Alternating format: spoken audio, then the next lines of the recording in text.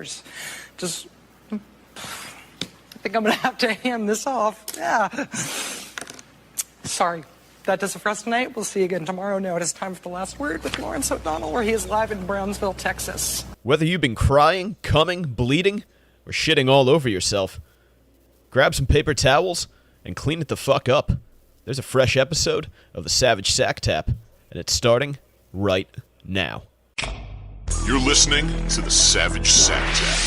It's not a podcast, it's not a half-cast, it's just a quick shot to the balls to help you finish off the week.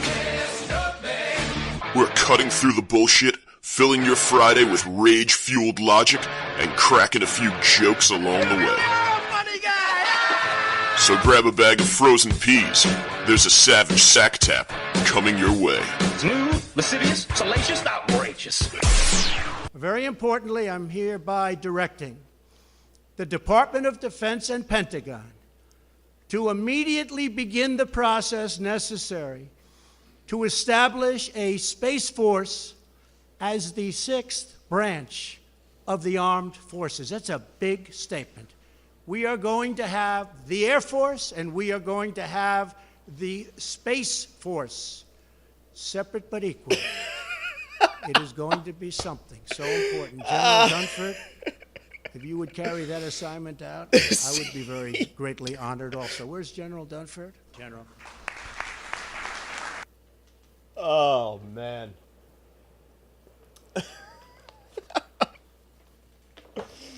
Let me get this get unrigged from this fucking thing, and then we'll get going. Oh, God bless. I love that fucking clip.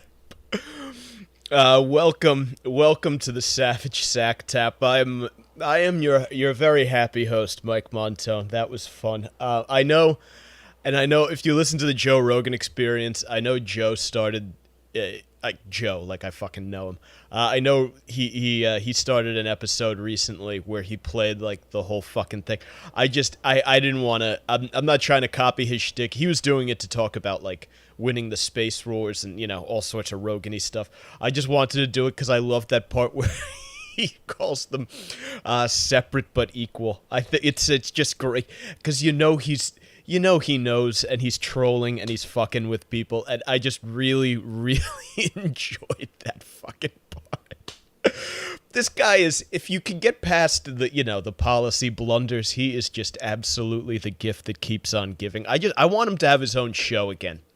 I mean, that's really what this is like, isn't it? Like Trump has his own. It's just like he's doing his own fucking reality show again. This is fantastic. I was never an Apprentice guy, and now I'm like, I got to go back and watch this guy because he is just, he's fucking gold. I love it. I got to go. If he's, assuming he runs again in 2020, I got to hit up a rally. I got to check out a Trump rally. Can't imagine voting for him. I don't, we're probably not in the same place on policy, but it just seems like too much fun.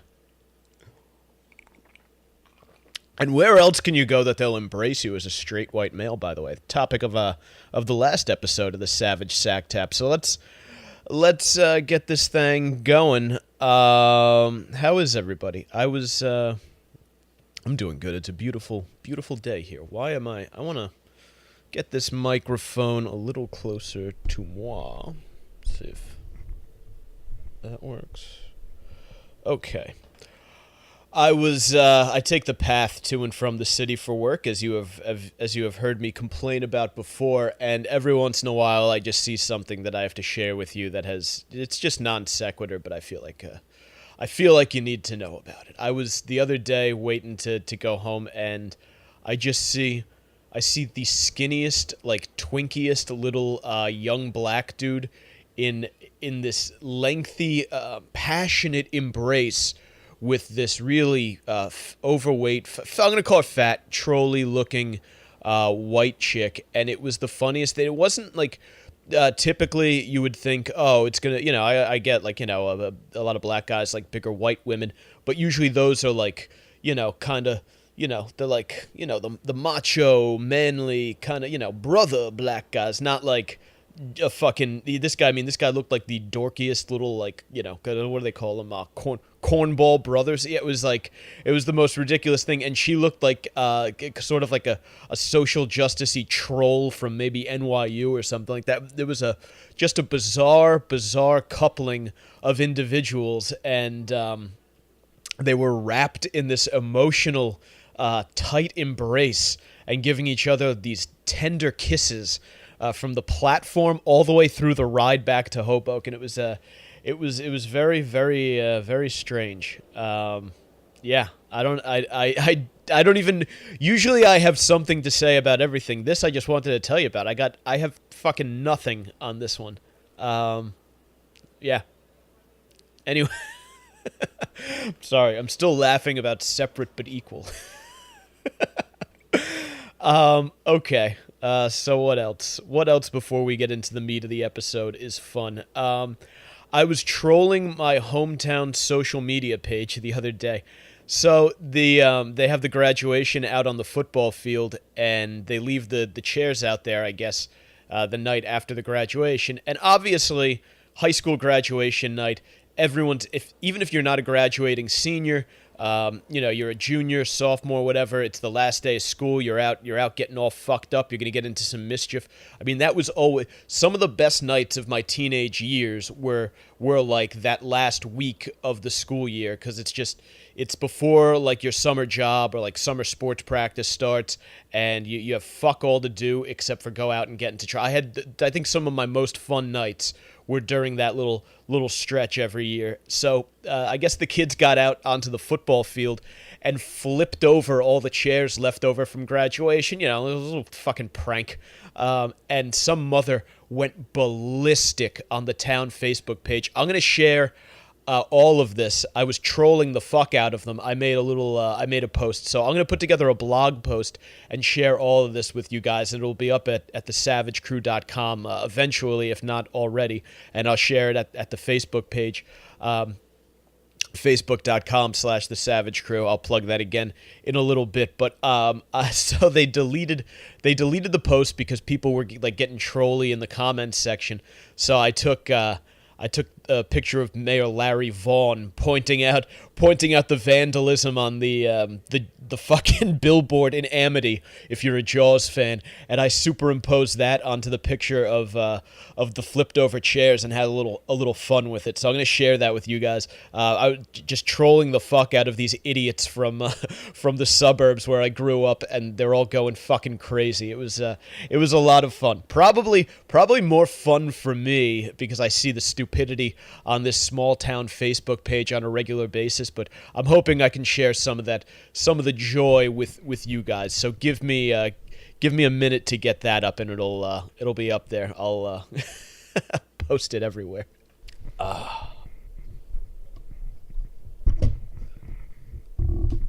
There we go. Trying to find the right height for this mic stand. Okay.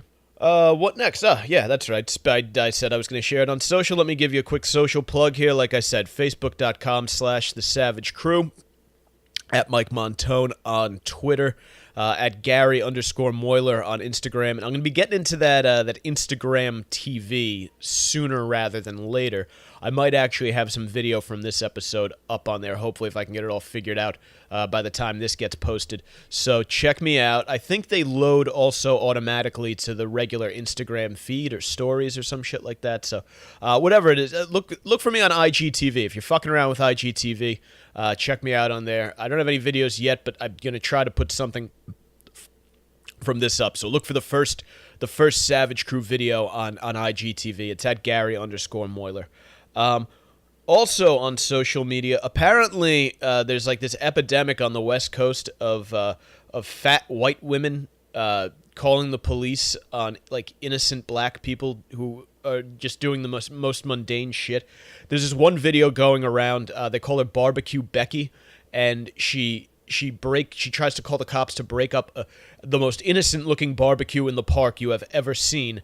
And so someone follows her and records her calling the cops. She starts crying. It's fantastic. And there's a new one out. I want to see if I can pull it up. I think I tweeted it the other day. And this woman is just an absolute cunt, so I wanted to play it. This woman don't want to let a little girl sell some water She calling the police on an 8-year-old little girl. She's You can hiding hide all you behind a want. fucking wall. The whole world gonna see you, boo. Yeah, and illegally selling water without a permit? Yeah. On my property. It's not your property. Ugh, what a fucking fat cunt. I fucking hate people like that. So I guess this little kid was out, and if you live in an urban area, this is a pretty common thing. People just get, they'll get bottles, big cases of water for cheap, and then on hot days, they go out and sell it to people walking down the street, because it gets hot as fuck in the city during the summer times. It's just, sun's beating off sun's beating off. The sun's bouncing off all the concrete and everything, and it could get kind of fucking miserable. So, you know, people want to hustle to make a couple extra bucks. They sell like waters and Italian ices and shit out of coolers, and it's kind of like a nice thing to have. People tend to enjoy it, unless you're just a fat fucking cunt like this lady who calls the cops on people, because that's what we need. We need more people working to enforce the government's rules, right? It's not enough that we have, like, cops and we have all these bullshit rules and legislation and regulations to get in the way of people living their lives freely without interference. We need our fellow citizens need to be ratting on each other. That's like the fucking people. You know what she reminds me of? She reminds me of in I think it was 10th or 11th grade. We had a history test in this class. It was our fucking history class. It was an advanced placement history class, so your grade doesn't even matter. All that matters is what you get on the actual AP exam. But it was taught by our head football coach. It's near and dear to my heart, but a bit of a space cadet of a teacher, and he would just give ass loads of information, no test review or anything like that, and then you would take a very confusing test, and like everybody would get a D. So obviously, and you know, he'd grade on a curve, whatever, but obviously you don't want to get a fucking D on your test, so everybody would cheat on this fucking thing. And somehow a bunch of people got, like, you know, who cheated wound up getting like B's and B pluses, and fucking someone got an A, I think, and just threw the entire fucking curve off, whatever. Some girl who also got an A, I guess she worked hard and studied for her grade, fucking ratted on everybody. She was like, the entire class cheated. They all cheated. I heard some of the boys cheated. Like, shut the fuck up. Like, have some code. Have some fucking honor. We don't need people telling on it. She also used to tell on us when we would fucking throw backpacks out the window. Ugh, she's fucking annoying. She grew up to be a fat chick. But yeah. And I know you're probably out there like, well, Michael, you shouldn't have cheated on this test. Luckily, even though I cheated, I got a C+. So I did when he was interrogating people about whether they cheated or not, he cut it off at B-. So I was even while cheating, I was too much of a dunce to get a good grade. So I benefited the most because I got a C+, which is, you know, it's not terrible. I cheated my way up to a C+, and then the curve brought me up to like a B something. Victory. Sometimes you gotta snake it to make it. All right. Anyway, okay. So coming up on this episode of the Sack Tap, sort of a potpourri of topics. We're gonna talk about Seth Rogen had a little run-in with Paul Ryan that he was bragging about recently, and then I guess Sarah Huckabee Sanders can't get a fucking hot meal in the state of Virginia. We'll hit on that. And earlier this month, I never really picked it up, but it was floating around the internets, and I wanted to talk about it because it's sort of in the same light. This guy Garrett Yergoyan, I guess is that how you pronounce it? I don't fucking know, but he's a contestant on The Bachelorette, and apparently he shares some political sympathies that I think some of our listenership here probably enjoys as well, and he got his spot blown up all over the web because of it. So I want to discuss that, and then I will just briefly give my feelings on the World Cup, the beautiful game they call it, footy. We'll talk about that gay shit. And speaking of gay shit, the ESPN, the magazine, I guess the Body Issue came out. Is that theirs or the Sports Illustrated? I don't fucking know. One of those sports magazines does the Body Issue, and for the first time ever, they have featured a lesbian couple of that consists of two professional athletes.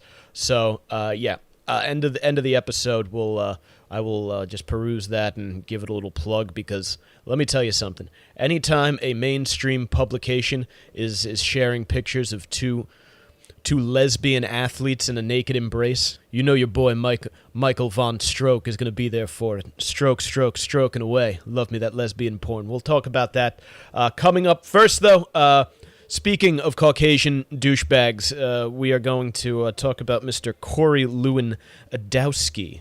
So let's see if I can cue up this clip. 1 second. Girl with Down syndrome who was taken from her mother and put in a cage. I read about did you say want to a 10-year-old with Down syndrome what being I taken said from is her you mother? can pick anything you want up, but the bottom line is very clear. You? When you How cross absolutely the border dare you, illegally, sir? you How have dare given you? up. I mean, here's the thing. The how dare you is fucking hilarious. I mean, it's just because the guy's voice is so femme, and you don't expect it. It reminds me of that Seinfeld episode. I forget what the deal was. It was something was going on where Jerry thought some woman was hitting on him in a bookstore, and she has a husband with a very effeminate voice, and Jerry somehow accidentally breaks up the relationship. I got to go back and watch it, but his "How dare you, Jerry, how dare you, Jerry, how dare you, sir." It really reminded me of that. It is not. I mean, look.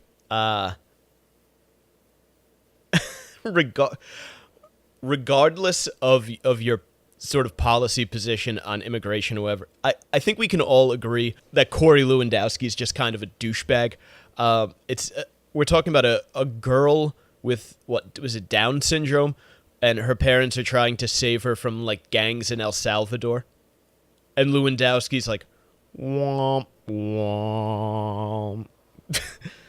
Yeah, there's a retarded girl. She's running from the gangs, and they're going to murder her entire family. But Trump doesn't want. They don't want to let him in, and they're going to die. These people. They're going to die, and they're going to be macheted to death by the gangs in El Salvador. And the girl has Down syndrome, and they're trying to get her here to save her life, but they can't come in. Womp womp. I mean, it's villainous. And Barstool Sports got yelled at. I guess Deadspin got their panties in a bunch. But I think Deadspin just keeps a Google alert up for Barstool Sports and just tracks down anything that they do and everything that they post and tries to derive offense from it. But I mean, you can laugh at that because, first of all, like I said, that guy's effeminate. How dare you? How dare you, sir? How dare you? Is legitimately laughable. Just to hear a man say that. No matter what, he could be talking about anything. Like, he could be your doctor giving you horrible The tumor has metastasized! Stage 4! You're fucked! Start getting your affairs in order, sir! 6 months to live! I mean, you'd be fucking rolling on the ground. It's just, he just sounds so ridiculous. And then Lewandowski just being such almost like going beyond a Bond villain to being like an Austin Powers villain. Like, he'd be sitting at the table with Dr. Evil, and Mike Myers would be like, and the little retarded girl will never get into the country. And he just womp womp. Like, what's his name? His name is like his Bond or Austin Powers name would be like Sound Effect or something. SoundCloud. And he would be, Mr. What a pity, Mr. Bond. Have you met my associate, Mr. Sound Effect? Womp womp. I mean, it's, you have to, obviously this is heavy shit, but yet you have to be able to laugh at the absurdity, especially on cable news, on Fox News and CNN and MSNBC. They're all lunatics They're all nuts, and they're all also acting. Like, you know, they all go out for like drinks and shit after this stuff is over. Like it's like two big sides who hate each other, and then they all just hang out and get hammered with each other at night after these shows wrap up. And they're like, "What's a good way we can antagonize and fuck with the guys on the other side?" That's all this is. They all do this sort of circuit of shows, opining on stuff and getting drunk and just fucking spreading ridiculous bullshit. But at least it's entertaining, right? And, you know, as far as the policy goes, I think, you know, I think the problem with guys like Lewandowski is he's such a douche that you can favor a conservative immigration policy and not also be an asshole and, like, have some compassion for a girl who was born with the fucking deck completely stacked against her, who's trying to at least come up here to have somewhat of a comfortable life. Like, you can empathize with that while also being like, well, look, part of the federal government's responsibility is to provide for the safety of the citizenry, and part of providing for the safety of the citizenry means having a strong border that maintains our autonomy. I personally favor a more open borders policy, but one that still allows us to defend. Right? I think we can do both.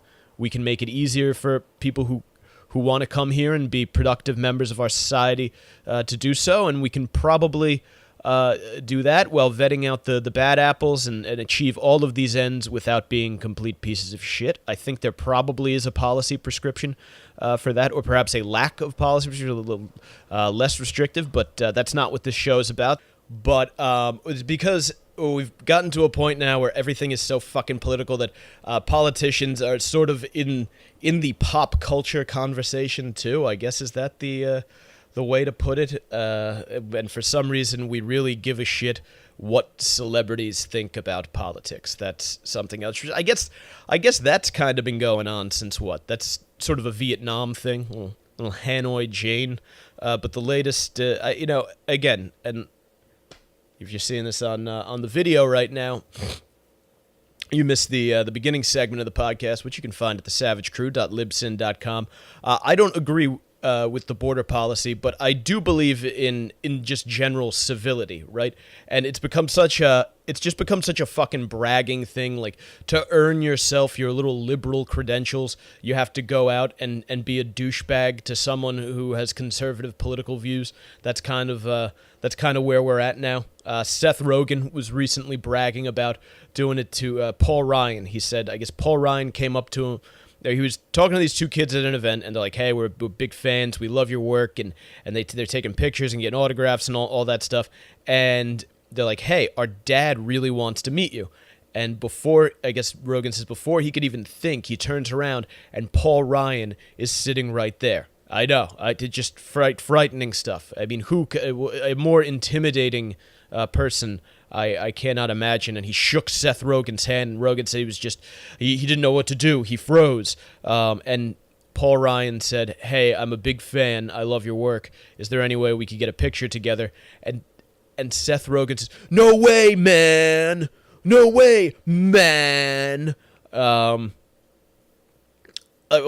did you do there that you think he's going to change? That's his entire political philosophy that he's had for his entire life is just going to change now because you were a fucking dick about taking a picture. He's going to be like, "You know what? Now I see things. Now I get what you Hollywood liberals are talking about. I got it, man. You woke me up. All I needed was for you to deny me the act of simply taking a photograph. Thank you. Thank you. I'm going to go. In fact, I'm going to trade in this red tie for a blue one right now. I'm going to put on my new tie, and I'm going to go back to my hotel room, and I'm going to choke myself off on the bathroom door, and I'm going to open up a copy of Hillary Clinton's book, What Happened, and I'm going to jerk myself into a frenzy. And if I survive, if I do not die amidst the act of autoerotic asphyxiation to the idea of the presidency that could have been, the glass ceiling that should have been shattered in November of 2016, if that doesn't happen, if I survive and I make it through this round of autoerotic asphyxiation, of vigorous masturbation to that white pantsuit-clad grandma, then you can count me in as a full-fledged card-carrying member of the Democratic Party. I mean, is that what he thought Paul Ryan was going to say when he refused to take the picture?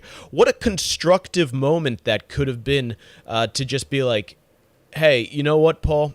Happy to take the picture with you, but I got some opinions, and you and I are. If I'm going to take this picture with you, I want to have a chat. Like, I want to sit down with you and some GOP lawmakers. You're going to hear us out on these issues, and I want to do it very publicly. I want to do it in a manner where you at least have to defend this position to me. I want to represent the people and this side of the argument, because otherwise, if you don't want to do that. Then what you're really saying is that I'm not interested in dialogue. I'm interested in demagogue. I just want to be a fucking loudmouth who spouts talking points as opposed to actually sitting down and convincing the other side of the righteousness of my cause. And it's happening with everybody. Sarah Sanders denied a seat at the Red Hen, I guess is the name of the restaurant, and that's fine. Again, I support the right of private businesses to discriminate against pretty much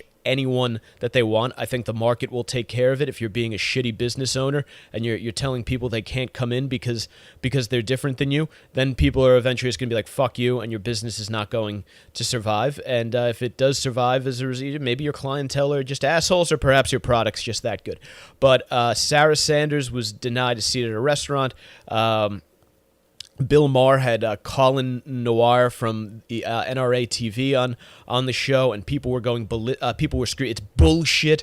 They're saying, "I'm not watching this bullshit. I'm not watching Bill Maher anymore." Well, you know what? You have every right in the world not to watch Bill Maher, but you can't pretend that you're interested in finding a solution or creating dialogue if your response to someone engaging in conversation or debate with a person on the other side of the aisle is no, I'm not going to listen. I'm gonna cover my head and stomp my feet like a petulant child. Like I used to do that in the toy aisle. We'd go to the store, and if I saw a new Hot Wheel or Matchbox car was out, I would beg my mother for it. And if my mom said, "Hey, not this, budget's tight, not this week," I would stomp my feet and throw a fit in the toy aisle. That's what these people are who say that they're not open to debate with the other side. They are a petulant child stomping their feet in the toy aisle because they didn't get a new Matchbox car that week. Maxine Waters, she's an elected official, is instructing people not only to do things like deny them service in a restaurant, but to surround and harass. To literally, she says, gather up a group of people. If they go out in public, surround and harass. Now, look, I get if you work for the U.S. government, you're a public servant and you are beholden to the wills of the people. You serve the people and you serve the U.S. Constitution. Yo comprende, to use the language of the current debate. But at the same time, is it really constructive to good dialogue and good debate if we're going to start harassing and bullying people in the streets? I mean, isn't part of being progressive, isn't part of it being past that? I mean, through peaceful protest alone, they were able to get Trump to stop using this policy, which, by the way, was in effect through much of Obama's presidency as well. But through peaceful protests and doing things like showing up at the airport and saying we are with you, and demanding to tour the facilities and reaching out and doing things in a peaceful, tolerant manner, able to push some change in days. Inside of days, you got an executive order signed to stop the separations, and now they're talking about they're reuniting families and stuff. So is it really necessary to resort to vitriol?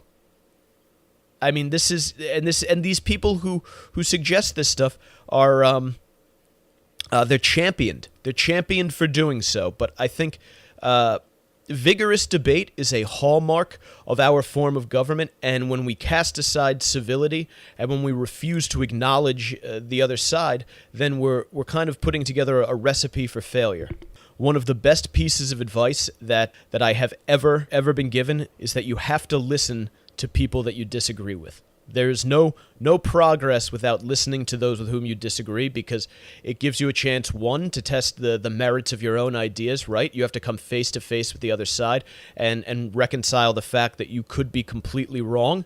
And it also means that the other side has to reconcile their ideas with yours and defend them and have them picked apart, have the logic toyed with and have its flaws pointed out and defended on its merits, not its feeling, not its emotion, not its ability to sort of stoke the passions of those people who already agree with an opinion, but to sway someone who doesn't agree. So that's very important stuff, if I may stand on my soapbox. And don't worry, there's much more soapboxing to come in this episode of the Savage Sack Tap. If you're listening or if you're watching on Instagram TV, this is sort of where I leave you. I'm going to jump back in because I got to use my phone here to play some clips for the show into my board.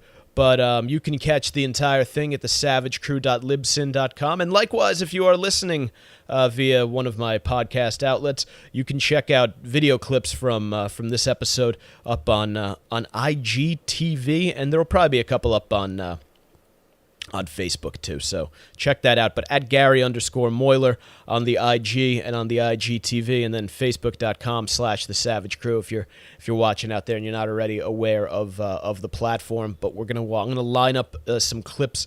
This fucking guy from The Bachelorette in just a second here, so bear with me.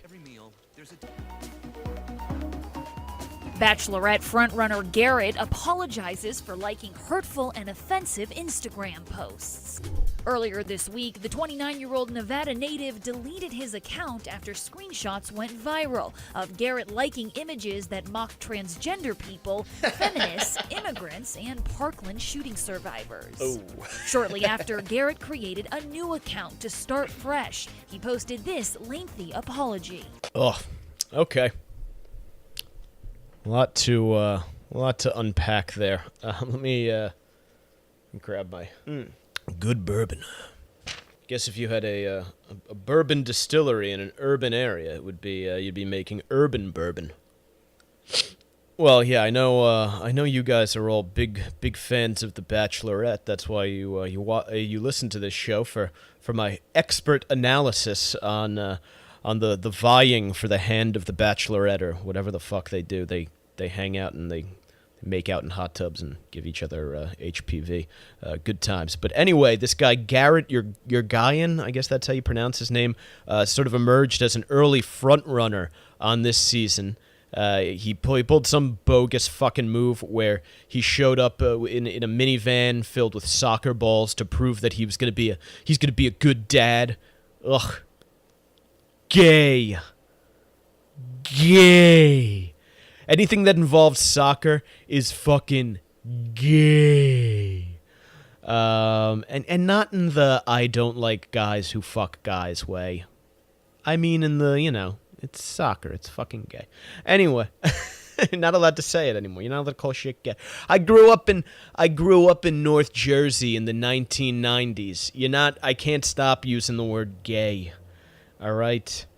Anyway, apparently some chick who had been on The Bachelor was sent some memes that he had liked, and obviously she did the only logical thing, which was to make a big public scene of the whole thing, right? Yeah, I'm sure it had nothing to do.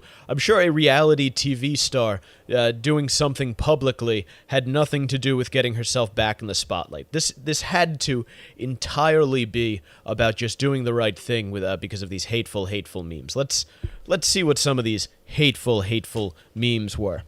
Ugh. Can you imagine being the kind of person that reads fucking Pop Sugar every day? So, let me zoom in. Yeah. The first one is from America Supply Co., which I'm assuming stands for America Supply Company. Yeah. Anyway, it's one of those it's a picture of looks like Tommy Lahren and some fat. I mean, the only way to describe this, she's wearing a black bodysuit, and her white skin is hanging out of it. So I don't know if you've ever you've ever been to like the orca exhibit at the aquarium, or if you've seen Free Willy, that's what she looks like, and she's got like a Mardi Gras mask on, and her shirt says, "I'm a fucking feminist." And I guess this is a conservative meme page because it says conservative women versus leftist women. And Tomi Lahren's looking just, I mean, absolutely delightful in a Make America Great Again bathing suit. And at the bottom it says conservative women versus leftist women. Yeah, I think we win this one too. So you're not allowed to like that. Even though objectively, I mean, the feminist, I mean, she's the one advertising herself as a feminist, and you know, I know they're into that whole body positivity bullshit, but I mean, she just looks fucking disgusting. Her roles have roles, you know. And it's just objectively next to outspoken conservative Tomi Lahren. If you look, and you'd say yes, one is better than the other. I can fit 3 of one into the other. Into the other one. I think I know which one is better. That Tomi Lahren, huh? I mean, she doesn't make a fucking ounce of sense when she speaks, but if she came with a mute button, all right, next one. This one is just a little bit retarded, but they do have it's so-called student, but actually a crisis actor. David Hogg was on camera months ago pretending to be a high school student in California. Now, suddenly, he's a high school student in Florida, and they got, the question marks like, hey, what gives? Yeah, I don't know. This is one of those weirdo conspiracy things, and my personal feeling on that is I just think that's like wacko shit. I don't know why that has any bearing on you being in a fucking reality show where you're. Remember, this isn't some guy who's like running for office or something. Like, this isn't a very influential person. This is just a guy who's on a show where they like hand out roses and shit, and you might get some money and a chance to bang some chick. Like, that's it. There's not a whole lot else going on there. This is not of major import, but apparently that guy, you're not allowed. We're now saying you're not allowed on reality TV if you have the wrong political opinion. Okay, moving on. Next meme. Oh, this one's fantastic. It's one of those what boys did in my day. And it's like 2 kids playing. They look like they're wearing like their grandpappy's old World War I stuff, when you used to go out and slay the Krauts out in the trenches with the bayonet. And they look like they're having a great time. And then underneath it says, "What boys are doing today?" And it's like 2 boys wearing fucking eyeliner, and they're like 6 years old, and they're dressed like fucking chicks. Which, hey man, again, I'm a child of the fucking 1990s, all right? When I was 5 years old, we're out in the neighborhood, we hit each other with sticks, we played cops. Let me get the cock out of my mouth. We played cocks and robbers. No, we played cops and robbers, and we threw like stink bombs and shit. We did boy stuff, scraped knees and tackle football and home run derby and getting into trouble and hopping fences, all that bullshit. It was good fun. You kind of build that tough exterior, turns you into a man. And now it's true. You got parents who are saying, oh, we're not going to, like, as stupid as I think gender reveals are. You got these parents like, yeah, we're not going to have a gender reveal for our child because we're waiting till the child is a little bit older for them to decide what the gender is. So yeah, you're going to get made fun of for shit like that because it's stupid and silly and ridiculous, and it has so much more to do with the parents than it does with the kid. Like, most of these kids, I feel like, who are like, oh, I don't know what gender I am, they're just parroting bullshit that they've been spoon-fed by parents who are trying to be the hippest ones at their fucking wine and cheese and Hillary gathering. When they're having the kombucha aperitif, they can tell the other parents that young Zimothy hasn't figured out Zer gender yet. Like, it's that kind of shit it deserves to be mocked and ridiculed because it's so silly. I'm not talking about an 18, 19-year-old who really is maybe conflicted. Maybe there's a hormonal shift inside their body it's just crossed wires. I think we can all agree that there's a possibility for that to fucking happen. This is children who are being displayed on social media, putting on fucking, like, you don't get that back. And kids, look, when I was 6, I wanted to be fucking Superman. All right. When my brother and sister were born, I was like 4 years old. I was running around the hospital dressed as Superman, announcing to people that I was Superman because I wanted people to pay attention to me instead of the 2 mongrels being pushed out of my mother's birth canal. Now, imagine this is just another way of a young kid saying, hey, someone fucking pay some attention to me. But instead, it's being championed. Like, it would literally be like if my dad had been like, you know what, yes, son, you are Superman. Let's take you to the top of the Empire State Building, and I'll help you up over the rail, and you can test out that flying cape. It's just absolutely stunning. This one's great. This one is just kind of dark humor. It's a picture of what looks like a soldier in Afghanistan kind of twirling a little kid around, like playing like a swing game with a little kid, like, when little kid's like, swing me. He looks like he's doing that, but it's in a text message. It's like memed. It says, when a kid makes it over the wall and you have to throw him back. Just a little dark humor. I mean, really? I mean, count me out from ever going on The Bachelorette if saying something naughty on the internet is enough to get you banned from reality TV. Just get the fuck out of here, man. Quit trying to thought police people. Is this the last? Oh, we got a couple more. Let me see. I'm gonna save this one for last because it's my favorite. So I'll do this one now. This one is just a very kind of standard issue conservative meme. If you have people who are conservative, they'll share this. It's the Welcome to California sign, official sanctuary state, felons illegal, and MS-13 welcome. Democrats need the votes. A joke, people.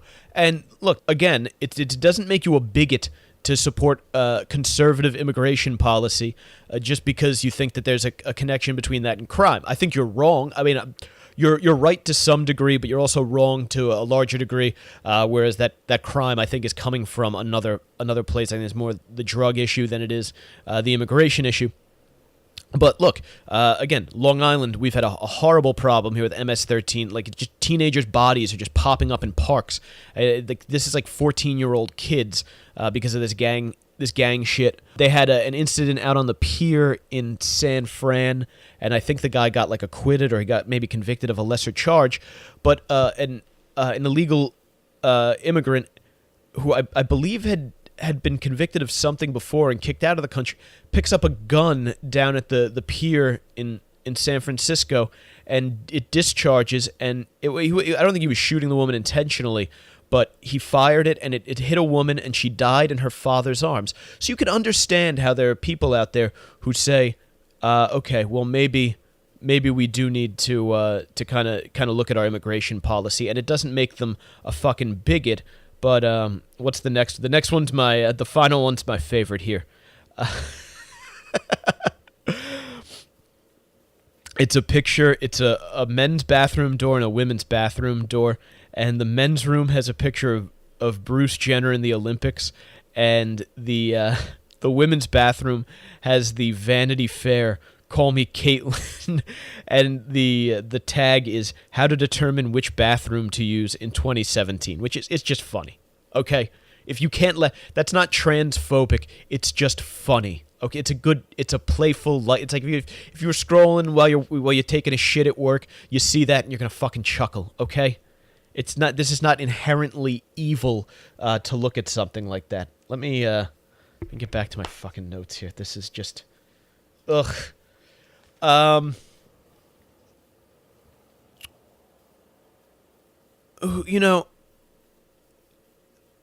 think the point that I want to drive home on this one is really just who gives a shit if the guy he liked some memes. You're not allowed to exist in the public eye now if you enjoy a meme. Really? Is that it?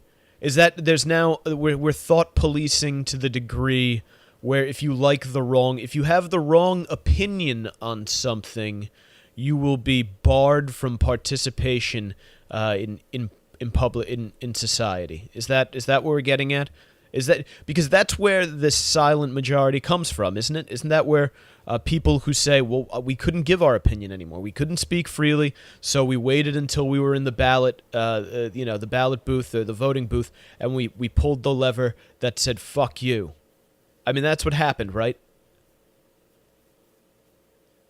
So, the left, they scream about Trump is a product of hate. Trump is a product of your own design.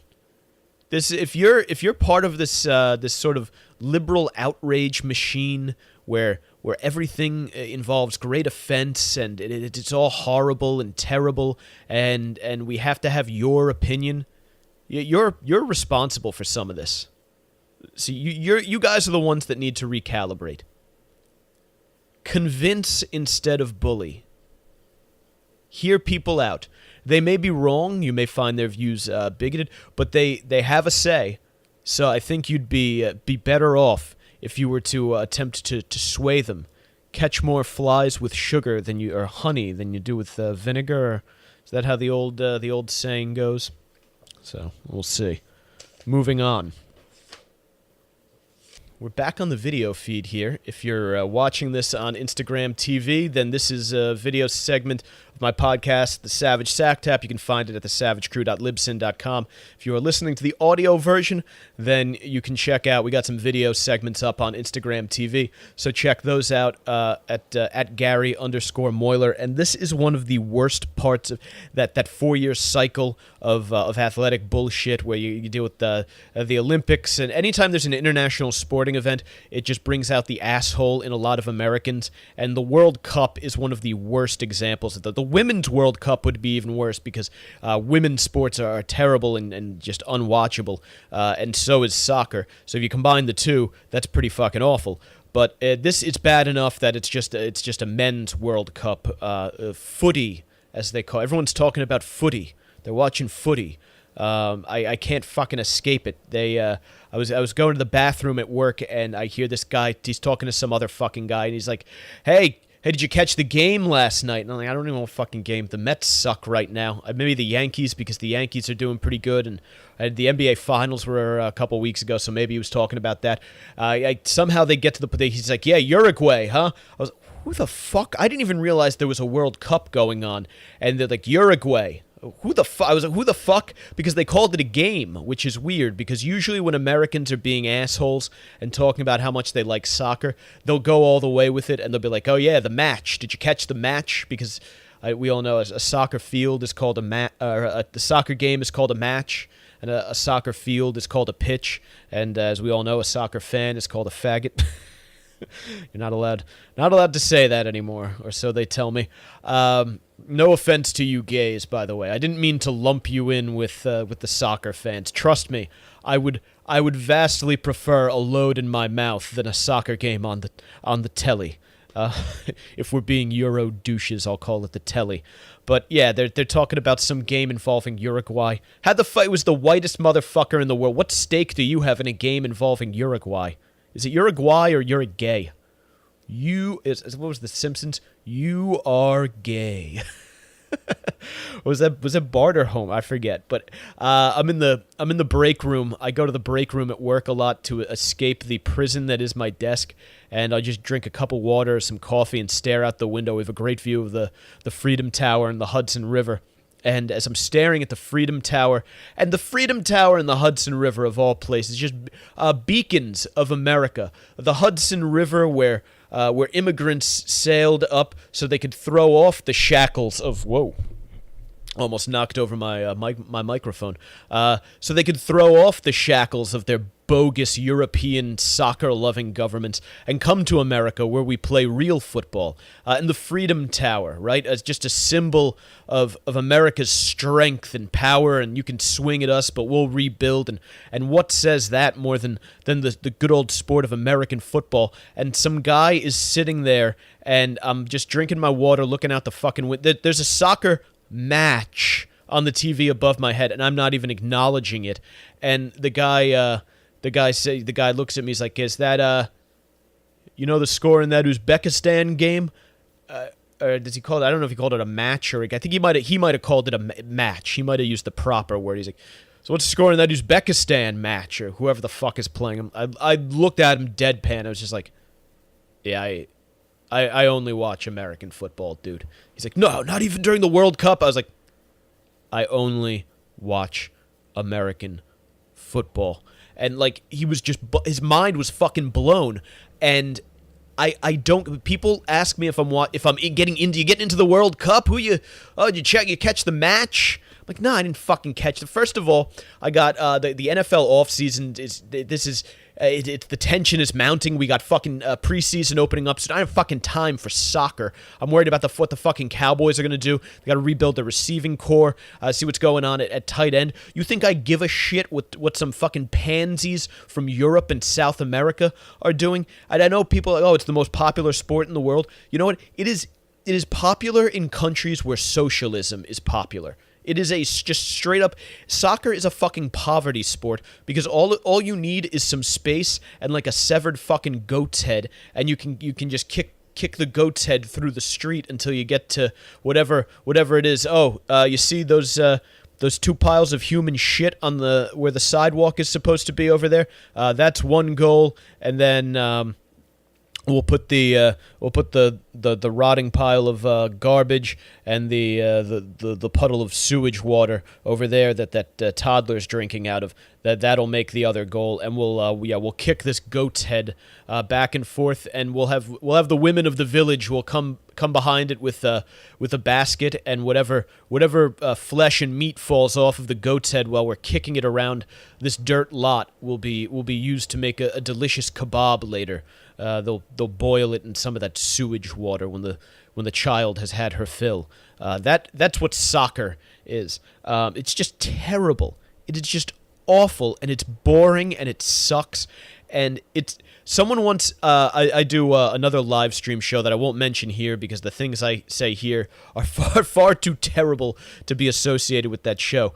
But someone commented on it when I was bashing soccer and said, oh, well, football, American football, you have to wear pads. Yeah, no shit. There would be a fatality in American football if it wasn't for pads. I don't know if you can see it. Let me see. Can I get in close enough here?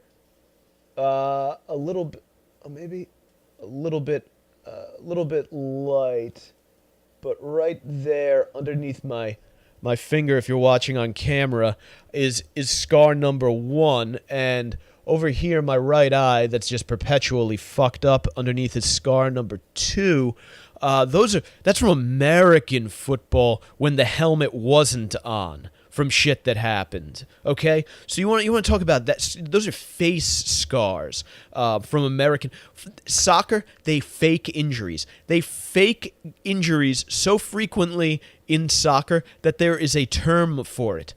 Once you have to, I say this about felching, which is the act of fucking a man in the ass and sucking the cum out of his ass, is known as felching. You know that it happens frequently because someone invented a word for it. It happens often enough that someone needed a way to conveniently describe it. Yeah. So don't tell me that soccer is tougher than fucking football. And again, it just blows. And this is why people only watch it when there's this big international spectacle around it, okay? This is why nobody goes to fucking, they got the New York City Football Club, and they got the Red Bulls over in, no wonder the stadium's in fucking Harrison, because it's all just fucking, it's all Brazilian immigrants. They have a built-in audience. Otherwise, no one's going to Harrison, New Jersey to watch a fucking sporting event. All right? They got a fucking they don't even have a stadium in New York City. New York City, with its massive Latin American population, doesn't even watch soccer unless it's played in a fucking baseball stadium. They have to play it at Yankee Stadium. Nobody gives a shit about this bullshit sport. That's why it's only on once every 4 years. It sucks. And don't give me this Premier League bullshit. And people always say, oh, don't you want to see it? It's European, they're great, it's fantastic.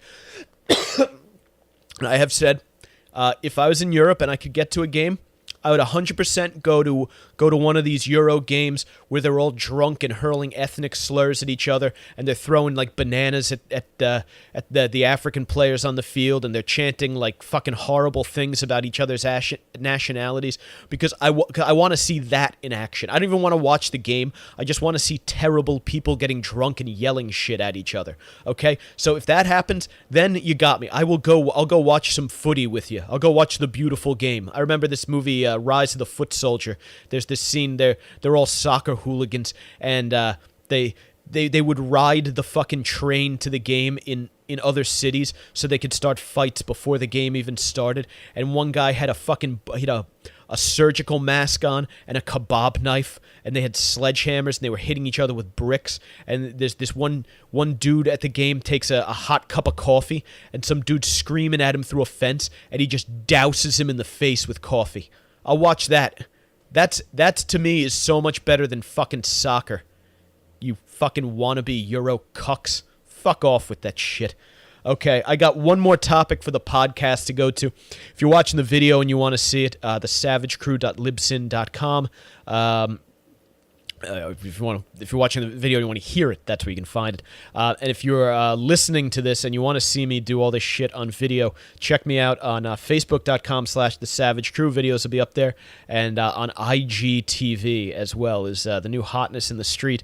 Is Instagram is letting you do longer videos now, up to an hour. So I'm going to be putting a lot of content up on there, hopefully. I don't know why I said hopefully like such a homo, but okay. Punching out of the video, and you guys know where to find me. Bye. All right. So we were talking a little bit of sports. We talked sports and politics today, which is weird because this is neither. I'm into both. I'm into politics and I'm into sports. Actually, I also like have periods where I hate both. But I don't. I specifically don't do a political or sports-based show just because there's so much other shit I want to talk about. But we've been talking about politics, we've been talking about sports, and the ESPN often seen as a place where those two have crossed paths lately, much to the chagrin of some and the delight of others. Today I think it's to the delight of everyone. ESPN's Body Issue, featuring an openly gay couple for the first time. And if you don't know, the Body Issue is where athletes take their fantastic athletic bodies and pose nude for our delight. So this is, I mean, these two you would watch.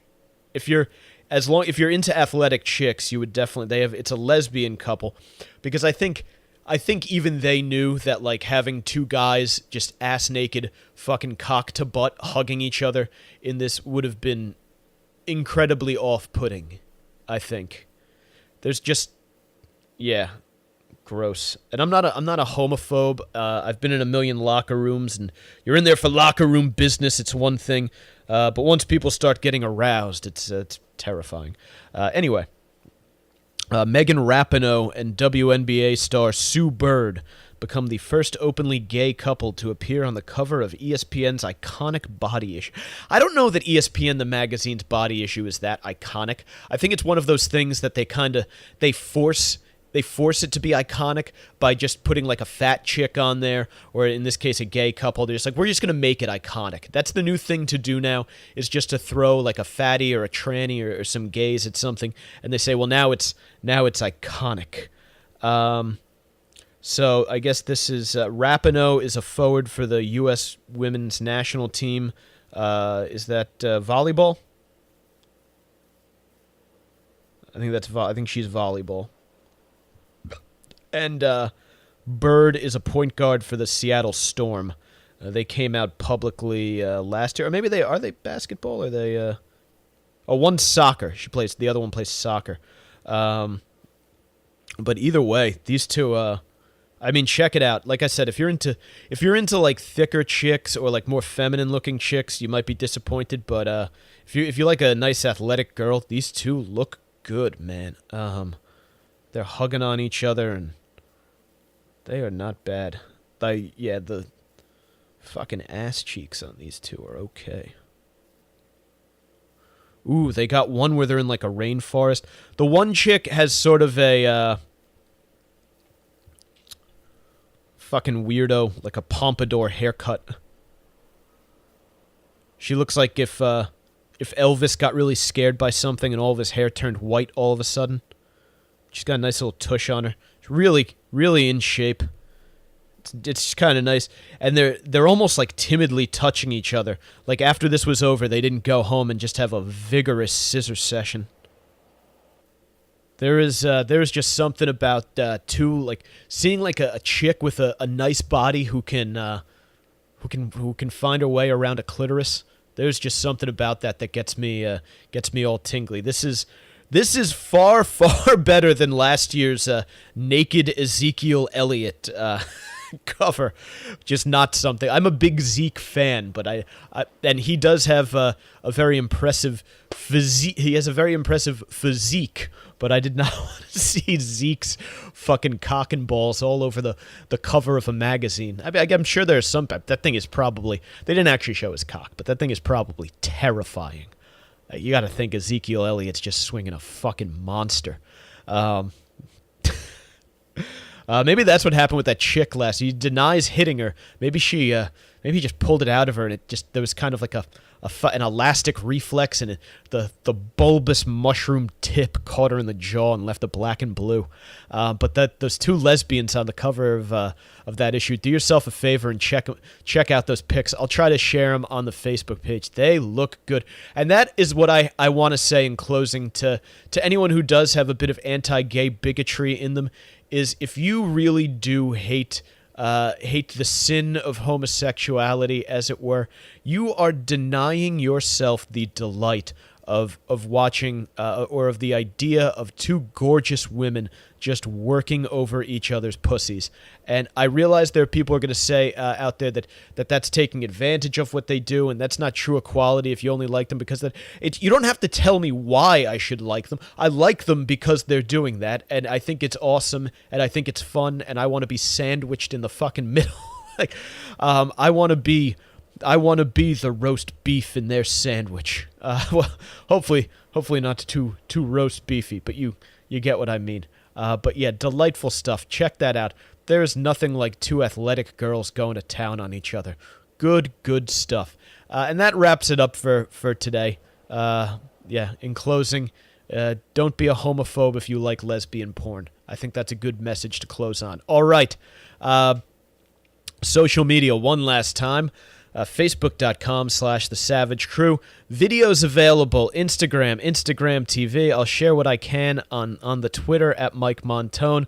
For Instagram, it's at Gary_Moiler. Please check those out. And the podcast, as always, is up at thesavagecrew.libsyn.com. And you can please check all that out and share it with a friend today. We're in the iTunes store now. If you go to the Facebook page, you can find the link to us in iTunes. So don't forget to do that. But hopefully this episode will be going live by maybe late Tuesday, sometime Wednesday-ish. I don't know. But thanks for listening, and please tell a friend. Catch you guys next time. Bye.